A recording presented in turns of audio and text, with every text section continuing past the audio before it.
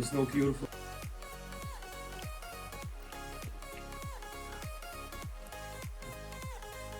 always.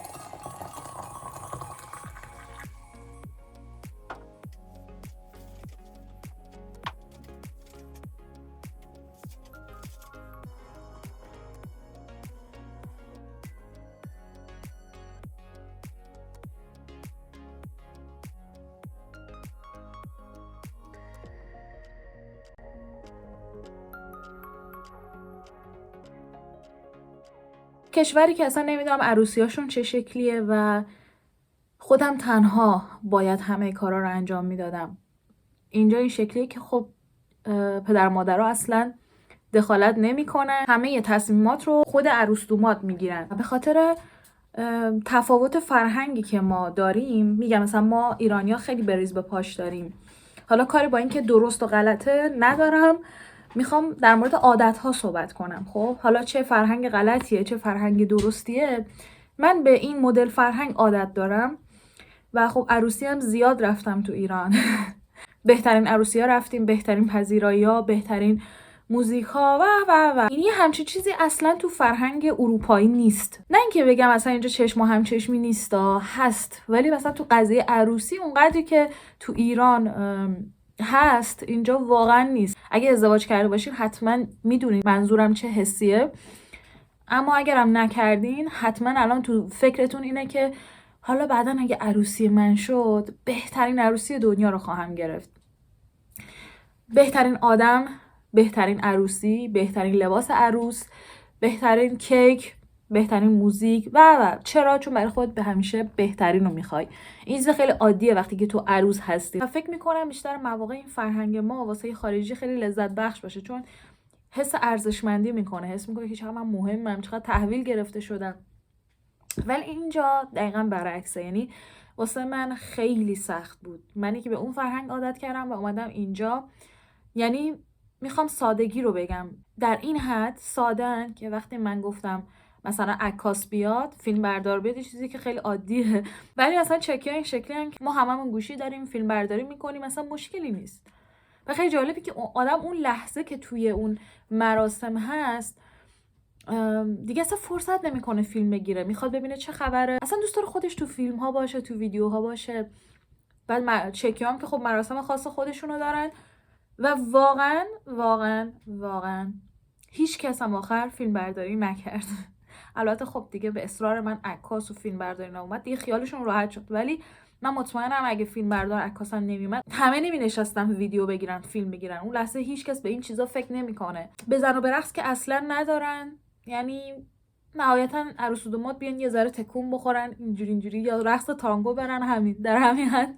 مثل ما از اول عروسی تا آخر عروسی بزنیم برقصیم، اینا اصلا این شکلی نیست. که معمولا فقط میشینن، حرف میزنن، غذا میخورن، مینوشن، یه سرگرمی هم حالا اون وسط باشه، مثلا دور هم میشینن و اون سرگرمی که حالا من میگم تو ویدیو قبلی نشونتون دادم و با هم بازی میکنن. حالا مثلا هر سرگرمی میتونه باشه.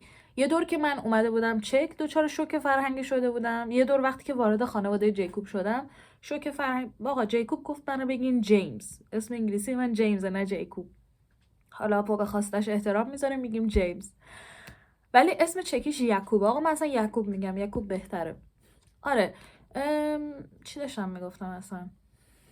داشتم اینو میگفتم که یه دورم که وقتی وارد خانواده جیمز شدم، یعقوب شدم، دچار شوک فرهنگی شدم. یه دورم که از همه بیشتر و قوی تر بود موقع عروسیم بود که واقعا در حدی من شوکه شده بودم که یه هفته قبل عروسی همش به همه میگفتم تو رو خدا کنسلش کنین، من این مدل عروسی نمیخوام. هر کیم میخواست بیاد عروسی من آدم درونگرا، ساکت. یعقوب چند تا دوست داره که اونا خیلی مثلا پررو و اکتیو و حرف بزن و اینا، همشون به یه بهانه‌ای نیومدن. یکی گفت که بهش مرخصی ندادن، یکی دیگه مریض شده بود، کرونا گرفته بود، چی گرفته بود. مهمترین دوست یعقوب که بهترین دوستش بود اون اومد که خب خیلی خوبه دیگه، اون بهترین دوستش بود، اما آدم به شدت ساکت و درونگرا، به شدت. مثلا این سرگرمی که من آماده کردم واسه کسایی که پروان یه ذره حرف میزنن. خانواده چکی منم همشون ساکت، از دوربین فراری، همش داشتم قصه میخورم این مراسم من قراره چی بشه. یعنی هم فقط قراره که بشینیم و همدیگه رو نگاه کنیم. نمیخوام تو این ویدیو بشینم همه رو تعریف کنم. فعلا تا اینجا رو داشته باشین، تا ویدیوهای بعدی آروم آروم هم واسهتون تعریف میکنم، هم ویدیوهای عروسی من میخوام بذارم.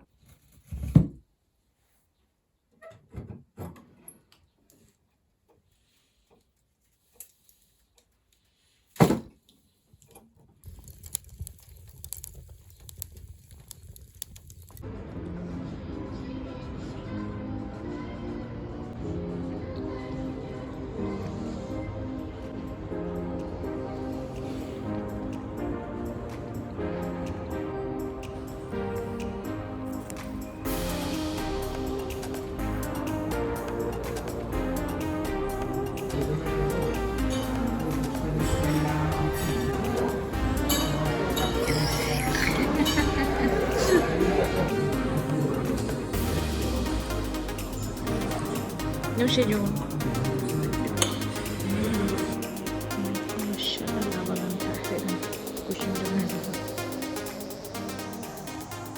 یعنی فکر کنم زیاد شورت گذاشتم ازش، ولی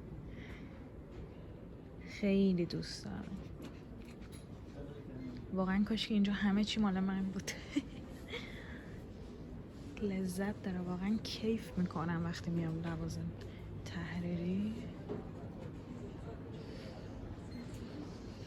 مخصوصا که قسمت رنگ و دفتر و ایناشو خیلی دوست دارم.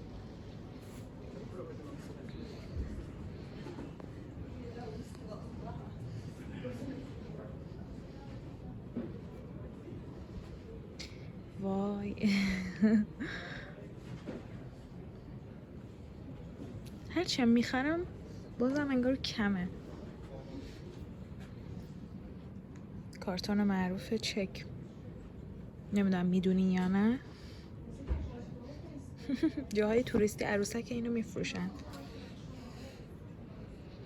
خیلی هم قیمتش پایین نیست. مخصوصا سایز بزرگاش.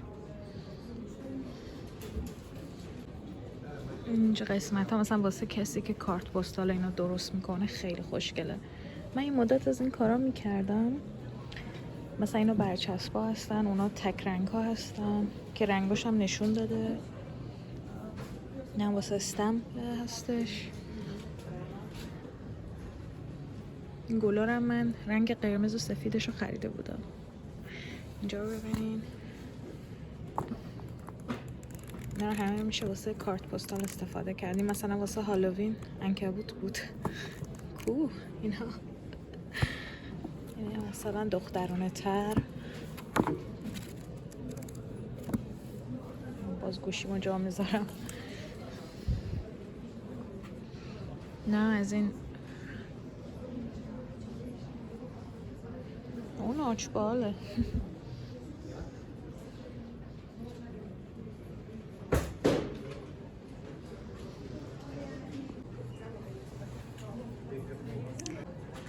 این کلمه به چکی یعنی ماجراجویی. کتابایی که حالا مثلا داستان ماجراجویی داره اینجاست. این چیه؟ اوچبنستم یعنی کتابای درسی. کتابای درسیه، مثلا آموزش زبانهای مختلف، کتابای آموزش چکی. اینجا هم زیادن که زبانهای فرانسوی، ایتالیایی، به خصوص آلمانی اینجا زیاده. روسی آخ. حتی یه سری کتاب هست که مثلا آموزش زبان چکیه برای اونایی که روسی حرف میزنن یا اوکراینی.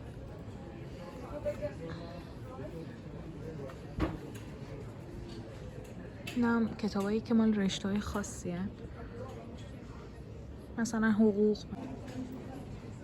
نقشه ها.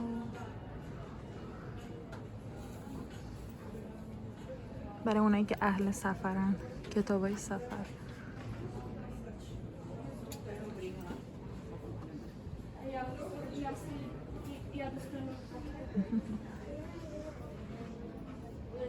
مثلا جای مختلف چک رو نشون میده، پاریس رو نشون میده. باحاله. نقشه چک.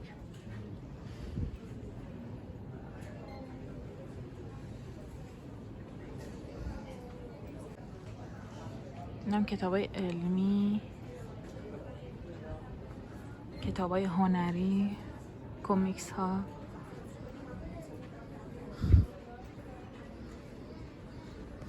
کتابای تاریخی و کتابای رمانتیک، عشق و عاشقی.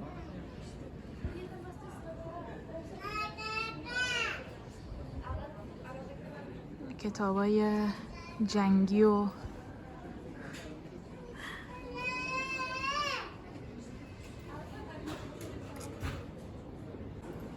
کتابای چکی. وارش هم این سری کتاب واسه چیز خارجی ها، اونایی که مثلا زبان انگلیسی میخوان. کنیم foreign books. اینجا هم واسه اونایی که زبان چکی بلد نیستن. که حیف بلد نباشیم، وقتی میای اینجا بهتر که بلد باشیم. البته راحت گفتنش، ولی اینجا مخصوص مامانمه. کتاب های کاراگاهی.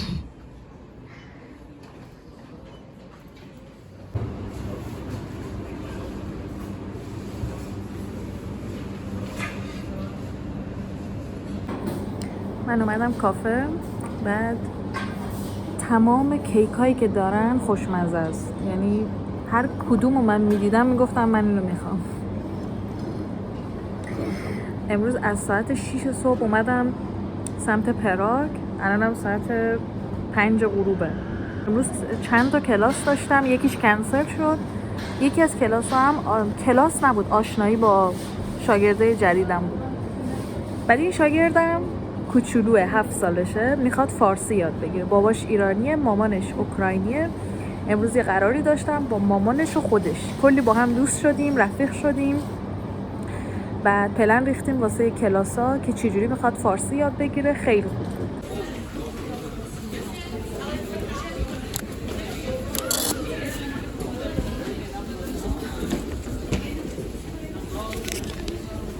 حالا که برگشته دیگه پشیمونش نکن. همش به خاطر شماست. من این چیزا رو میرم بیایی پلاسک. Říkala jsem jenom kvůli vám. Yes, you told them? Ano. In the video? Ano. Zeptala se. Oh yeah, looks good, you know. الان لایو داشتم با بلو آکادمی توی اینستاگرام. بعد بهم گفتن که ساعت 9 به وقت ایران. بعد یه وقتایی تفاوت ساعت با ایران 1 ساعت و نیمه، یه وقتایی 2 ساعت و نیمه. بعد الان توی دوره هستیم که 2 ساعت و نیمه. بعد من نمیدونم چجوری دو حساب کتاب کردم که ساعت 7 و نیمه اینجا شد 9 شب ایران، در صورتی که 7 و نیم نبود، 6 و نیم بود. بعد من هنوز به خونه نرسیده بودم، تو دلم گفتم خب 7 و نیم دیگه به خونه میرسم. ولی یهو 10 دقیقه مونده بود به لایو، با خودم گفتم نکنه الان 10 دقیقه دیگه لایوه، نه 1 ساعت و نیمه دیگه، یعنی 1 ساعت دیگه دیدم هیچی. بعد تو همون ماشین و تو اون نور کم و نمیدونم با اون وضعیت بالا پایین رفتن ماشین و اینا لایو رو ضبط کنم. حالا نمیدونم چجوری شد، امیدوارم که خوب پیش رفته باشه. Should I stop it? No. Nemotu si tu. Vypadá.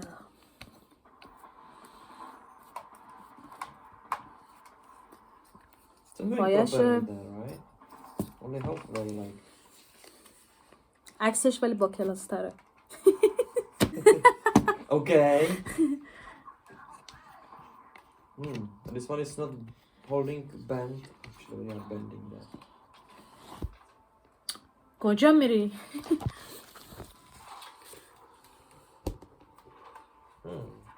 Some touring on button. آه، Sorry, I'm stealing from you. نبایی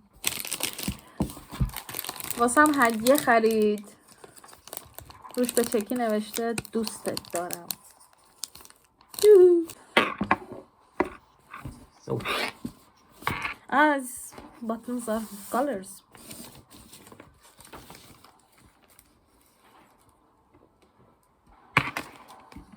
سه تا رنگ داره، رنگ سفید و آبی و زرد. nice. High intensity. Aha. Okay. Color. Warm, cold. It's completely white. Like bright color. This kind of stuff. نسبت به قیمتش خیلی خوبه. And now let's see the effect of it. Different. یعنی این باشه یا نباشه فرق داره یا نه؟ فکر کنم الان جوشای صورتمون معلومه. I said you can see even my acne.